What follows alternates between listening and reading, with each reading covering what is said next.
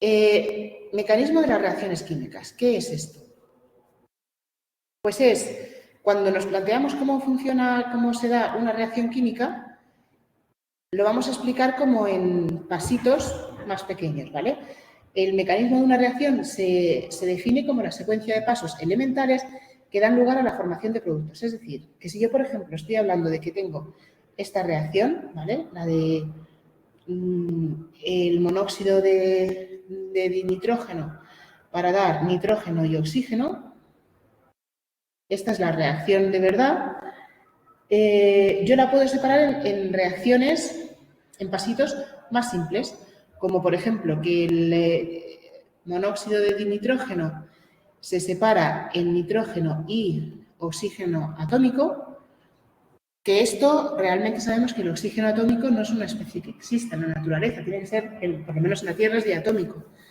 Pero bueno, decimos, vale, la primera es que se separan por aquí, ¿vale? Y entonces crea nitrógeno y oxígeno atómico. Y entonces luego cogemos estos productos que nos han salido y ¿qué va a pasar? Que el oxígeno con el oxígeno se van a combinar y me va a dar, que sería este paso de aquí, nitrógeno más oxígeno. Vale, pues eso es el mecanismo de la reacción. Esto es el mecanismo de la reacción. Serían los pasitos intermedios, en los más simples posibles, en los que yo puedo dividir una reacción como para explicar los choques y la rotura de enlaces lo más simple posible. Si me doy cuenta, yo cuando sumo estas ecuaciones, ¿vale? ¿Qué me va a quedar? Pues me va a quedar en un lado todo lo que tengo antes de la flecha, ¿no? Más N2 más O, y en el otro lado N2 más O más N2 más O2. Como es una ecuación química, quiere decir que es como una ecuación algebraica, o sea que si lo tengo en los dos lados, lo puedo simplificar. Y entonces veis que me queda realmente la ecuación sin ajustar, pero la ecuación que yo quería estudiar en un primer momento. Vale, pues entonces, sabiendo que esto es el mecanismo de la reacción, estos pasitos que tenemos intermedios hasta llegar a la formación de los productos, cada paso intermedio le vamos a llamar etapa elemental. O sea, que esto sería una etapa elemental y esto sería otra etapa elemental. Y todo ello el mecanismo de reacción. La etapa más lenta es la limitante. ¿A qué nos referimos con esto? Que si yo tengo dos etapas y una, por ejemplo esta, imaginaos, la velocidad de esta es mucho menor que la velocidad del paso 2, pues la velocidad total de la reacción va a venir condicionada por el paso que es más lento. Entonces a mí me va a parecer que esa velocidad total se parece mucho a la velocidad del paso más lento. Y por eso, porque limita a la reacción, esa etapa se llama etapa limitante.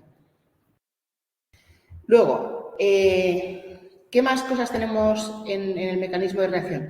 Pues los intermedios de reacción o intermediarios de reacción serían estos productos que nos salen por el medio, pero que luego no aparecen en la reacción global. Entonces, estos, en este caso, el oxígeno atómico, pues nos sale ahí en el pasito elemental, pero no sale en la ecuación química. Y eso se llaman intermedios o intermediarios de reacción. Y luego podemos definir cómo son nuestras etapas, según cuántos reactivos tenemos. Entonces, si tenemos un solo reactivo que da productos, pues lo llamamos que es una etapa unimolecular, ¿vale? Como por ejemplo en este caso. Si tenemos dos reactivos, pues bimolecular, porque son dos moléculas, y si tenemos tres, termolecular. No vamos nunca a estudiar más de tres porque ya sería complicarnos muchísimo. Entonces, hasta ahí nos vamos a aprender los nombres y ya está. Vale, todo esto es teoría para saber nombrar cosas. O sea, no tiene mucho más. Entonces, vamos a volver con lo importante que es entender esto de... O sea, este tema se llama cinética porque lo que nos importa es el estudio de la velocidad por todas partes, ¿vale? Entonces, hemos hablado de la etapa limitante, que es la que tiene la velocidad más lenta. Y esto viene relacionado con la K. Claro, porque si yo tengo que, o sea, en general yo tenía que la velocidad es una constante, la concentración del primer reactivo elevado a un número, a un orden de reacción, este sería elevado a otro, ¿vale? En general, esta es la velocidad de reacción. ¿Qué pasa? Que si va a depender mucho de la K. Si la K1 es mucho menor que la K2, pues yo lo que puedo decir es que la velocidad, la total, se va a parecer mucho a la más lenta, porque la rápida pasará enseguida y todo lo que tarda en general va a ser porque se lo consume la etapa lenta.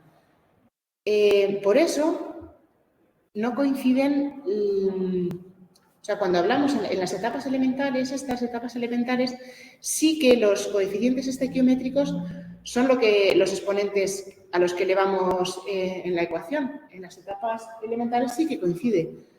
Pero como luego, cuando yo digo que la velocidad en general viene definida por la etapa más corta, o sea, perdón, la de la constante más pequeña, que es la que da más lento, pues ya claro, este coeficiente será más parecido al de la etapa elemental que al del total. Y por eso no tiene por qué coincidir en la velocidad general con el coeficiente estequiométrico de la ecuación general.